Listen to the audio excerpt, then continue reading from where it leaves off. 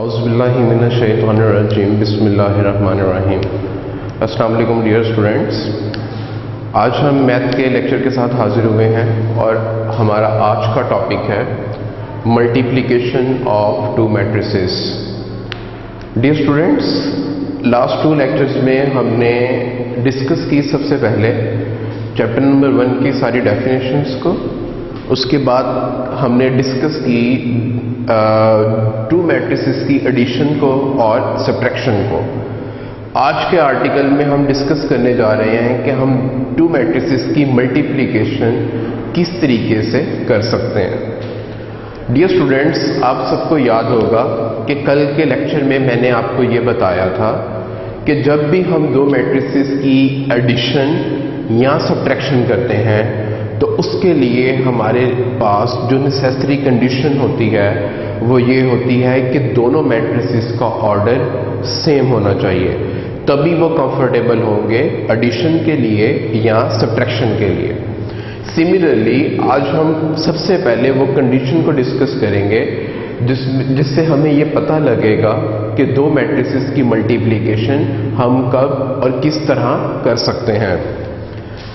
तो स्टूडेंट्स, सबसे पहले आप सब एक बात अपने जहन में बिठा लें कि दो मैट्रिसेस की मल्टीप्लिकेशन सिर्फ और सिर्फ तब पॉसिबल हो सकती है जब number of columns of first matrix is equal to number of rows of second matrix। यानी कि स्टूडेंट्स, जब पहले मैट्रिक्स के नंबर ऑफ कॉलम्स इक्वल होंगे दूसरे मैट्रिक्स की नंबर ऑफ रोज के, तो तब हम कंफर्टेबल होंगे दो मैट्रिसेस की मल्टीप्लिकेशन करने के लिए। फॉर एग्जाम्पल,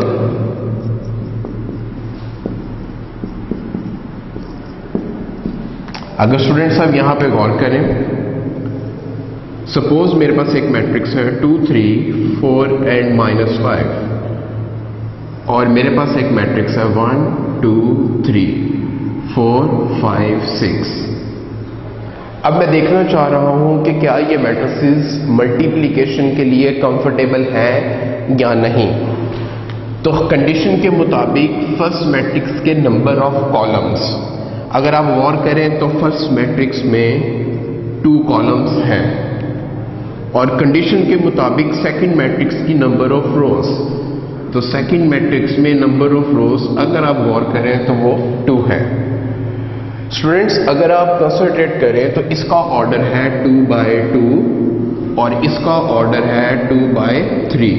तो याद रखिएगा, हमेशा पहले मैट्रिक्स के नंबर ऑफ कॉलम और दूसरे मैट्रिक्स की नंबर ऑफ रोज हमेशा इक्वल होंगी, तभी दो मैट्रिसेस कंफर्टेबल होंगे मल्टीप्लिकेशन के लिए।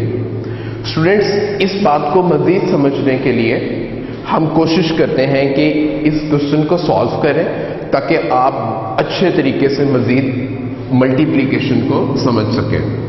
तो स्टूडेंट्स, ये क्वेश्चन है जिसकी मैं मल्टीप्लिकेशन कर रहा हूं।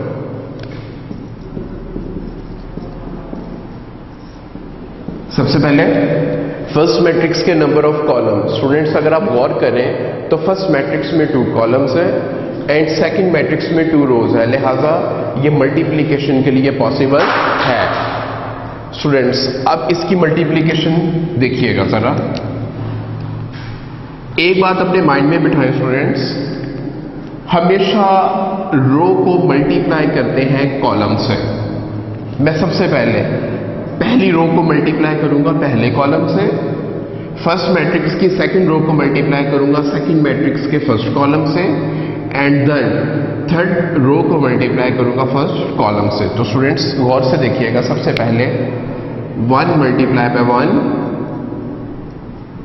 देन दरमियान में हमेशा plus 2 multiply by 4। Again students, second row को मल्टीप्लाई करना फर्स्ट कॉलम से, so 3 multiply by 1 plus 4 multiply by 4। उसके बाद third row into first column, -1 multiply by 1 +1 multiply by 4। अगर स्टूडेंट्स आप गौर करें तो मैंने तीनों रोज को बारी बारी मल्टीप्लाई कर दिया फर्स्ट कॉलम से सेकंड मैट्रिक्स के। इसी तरह अब मैं तीनों रोज को बारी बारी मल्टीप्लाई करूंगा सेकंड मैट्रिक्स के सेकंड कॉलम से। सो अगर आप मल्टीप्लाई करें so it's 1 multiply by 2 plus 2 multiply bye 5, it's 3 multiply by 2 plus 4 multiply bye 5, -1 multiply by 2 plus 1 multiply bye 5। तो स्टूडेंट्स अगर आप गौर करें तो हमने इन तीनों रोज को बारी बारी मल्टीप्लाई कर दिया सेकंड कॉलम से। अब बारी आती है तीनों रोज की मल्टीप्लिकेशन की लास्ट, जो कि हमारे पास थर्ड कॉलम है। तो अगर हम उसको मल्टीप्लाई करें स्टूडेंट्स तो जरा गौर कीजिएगा आप सब। 1 multiply bye 3 plus 2 multiply bye 6, 3 multiply bye 3 plus 4 multiply bye 6, -1 multiply bye 3 plus 1 multiply bye 6। ले स्टूडेंट्स हमारा मल्टीप्लिकेशन का काम खत्म हो गया। अब बस हमने ब्रैकेट्स खोल के इनको सिंप्लीफाई करना है। सो गौर कीजिएगा आप सब। 1 को 1 से मल्टीप्लाई किया 1, it's 4 2 the 8, 3 1 the 3 plus 4 4 the 16, 1 को -1 से मल्टीप्लाई किया -1 plus 4 1 the 4, 2 1 the 2, 2 5 the 10, 3 2 the 6, 5 4 the 20, 2 को -1 से मल्टीप्लाई करें -2 plus 5 1 the 5, 3 1 the 3 plus 6 2 the 12, 3 3 the 9, 6 4 the 24, -3 and 6 1 the 6। सो अगर हम इसको सिंप्लीफाई करें 8 plus 1 9, 16 plus 3 19, 4 -1 it's 3, 12, 26, 3, 15, it's 33 and it's 3। तो स्टूडेंट्स अगर आप गौर करें मेरे पास रिक्वायर्ड आंसर आ गया है जो मुझे इन दो मैट्रिसेस की मल्टीप्लिकेशन से चाहिए था। अगेन दो मैट्रिसेस की मल्टीप्लिकेशन के लिए सिर्फ एक कंडीशन आपको हमेशा अपने जहन में रखनी है, और वो कंडीशन क्या है? फर्स्ट मैट्रिक्स के नंबर ऑफ कॉलम्स हमेशा इक्वल होने चाहिए सेकंड मैट्रिक्स की नंबर ऑफ रोज के। और जब भी मल्टीप्लाई करेंगे हमेशा रो को मल्टीप्लाई करते हैं कॉलम से। फर्स्ट मैट्रिक्स की रोज को बारी बारी मल्टीप्लाई करते हैं सेकंड मैट्रिक्स के नंबर ऑफ कॉलम्स से। ओके स्टूडेंट्स, ये था हमारा article multiplication of two matrices. इसके बाद हम मजीद दो आर्टिकल डिस्कस करने जा रहे हैं। स्टूडेंट्स अगर आप सबको याद हो तो हमने अपना आर्टिकल स्टार्ट किया था मेन एडिशन और सब्ट्रैक्शन, और आज डिस्कस किया मल्टीप्लिकेशन। जब हम एडिशन ऑफ टू मैट्रिसेस की बात करते हैं तो जो आर्टिकल पढ़ा रहा हूं मैं आपको वो है additive inverse. Additive inverse, addition का एडिटिव इनवर्स, और इसी तरह इसके बाद हम आर्टिकल को डिस्कस करेंगे मल्टीप्लिकेशन का मल्टीप्लिकेटिव इनवर्स। एडिशन का एडिटिव इनवर्स एंड मल्टीप्लिकेशन का मल्टीप्लिकेटिव इनवर्स। तो स्टूडेंट सबसे पहली बात कि हम मल्टीप्लिकेशन किस तरीके से फाइंड करते हैं। लेट सपोज मेरे पास एक मैट्रिक्स है, इट्स -3 √3 2 -4। आपसे ऑब्जेक्टिव में पूछा जाता है या शॉर्ट क्वेश्चन में पूछा जाता है find the additive inverse of matrix A. तो जब आप इसको सॉल्व करेंगे, आप इसका एडिटिव इनवर्स निकालेंगे, तो याद रखिएगा एडिटिव इनवर्स बिल्कुल उस तरीके से मालूम करते हैं जिस तरीके से हम नेगेटिव मैट्रिक्स मालूम करते हैं। अगर आपको याद हो तो नेगेटिव मैट्रिक्स की डेफिनेशन थी by changing the sign of all the entries. तो डियर स्टूडेंट्स, एक मैट्रिक्स है मेरे पास -3 √3 2 -4। जब मैंने इसका एडिटिव इनवर्स मालूम करना है तो मैं दोनों साइड पर इसको मल्टीप्लाई करूंगा माइनस से, -3 √3 2 -4। जब माइनस को अंदर मल्टीप्लाई करेंगे तो सारी एंट्रीज के साइन चेंज हो जाएंगे। माइनस कन्वर्ट हो जाएगा प्लस में, प्लस कन्वर्ट हो जाएगा माइनस में, प्लस कन्वर्ट हो जाएगा माइनस में, and again students minus convert हो जाएगा प्लस में। तो अगर आप गौर करें इन सारी एंट्रीज के साइन स्टूडेंट्स हम तब्दील कर चुके हैं। जब हम इन सारी एंट्रीज के साइन तब्दील कर चुके हैं तो हमारा जो आंसर आया है ये मैट्रिक्स ए का मल्टीप्लिकेटिव इनवर्स है। So this matrix is called the multiplicative inverse of matrix A. तो स्टूडेंट्स, जहां पे भी मल्टीप्लिकेटिव इनवर्स का जिक्र होगा याद रखिएगा आपने इसको बिल्कुल उसी तरीके से मालूम करना है जैसे हम नेगेटिव मैट्रिक्स मालूम करते हैं। नेक्स्ट आर्टिकल जो हम डिस्कस करने जा रहे हैं, जैसा कि अभी मैंने आपको बताया, विच इज मल्टीप्लिकेटिव इनवर्स।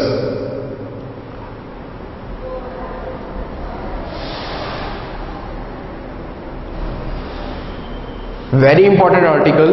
ये आर्टिकल इसलिए भी इंपॉर्टेंट है बिकॉज मल्टीप्लिकेटिव इनवर्स जिस बच्चे को निकालना आएगा एक्सरसाइज नंबर 1.6 के इनवर्स मेथड में उस बच्चे के लिए बहुत आसानी होगी, लिहाजा आप सबने गौर से समझना है। लेट्स सपोज आपके पास एक क्वेश्चन है -1 -2 2 एंड 3।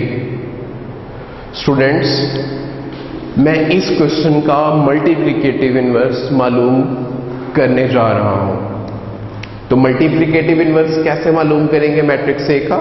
याद रखिएगा उसके लिए फॉर्मूला होगा A inverse is equal to adjoint of A divided by determinant of A। अगर ये होता मैट्रिक्स B तो यहां पे आता B inverse is equal to adjoint of B divided by determinant of B।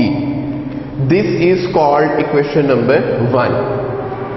अब अगर आप लोग गौर करें तो इस मैट्रिक्स से मैं दो चीजें निकालूंगा, एक adjoint of A and second one is determinant of A.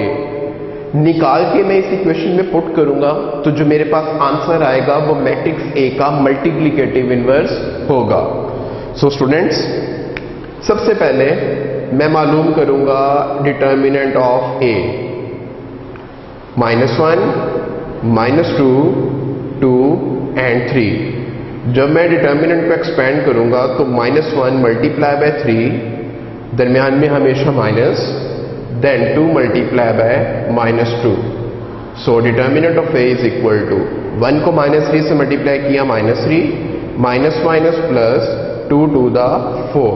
So determinant of A का आंसर आया स्टूडेंट्स 1। एक बात जो बहुत इंपॉर्टेंट मैं यहां पर डिस्कस करने जा रहा हूं वो ये याद रखिएगा, जब भी हम किसी भी मैट्रिक्स का मल्टीप्लिकेटिव इनवर्स निकालेंगे तो उसके लिए जरूरी है कि वो मैट्रिक्स नॉन सिंगुलर हो। नॉन सिंगुलर मैट्रिक्स वो मैट्रिक्स होता है जिसका डिटर्मिनेंट 0 के इक्वल नहीं होता। आप यहां पे लिखेंगे since determinant of A is not equal to 0 so it's multiplicative inverse exists।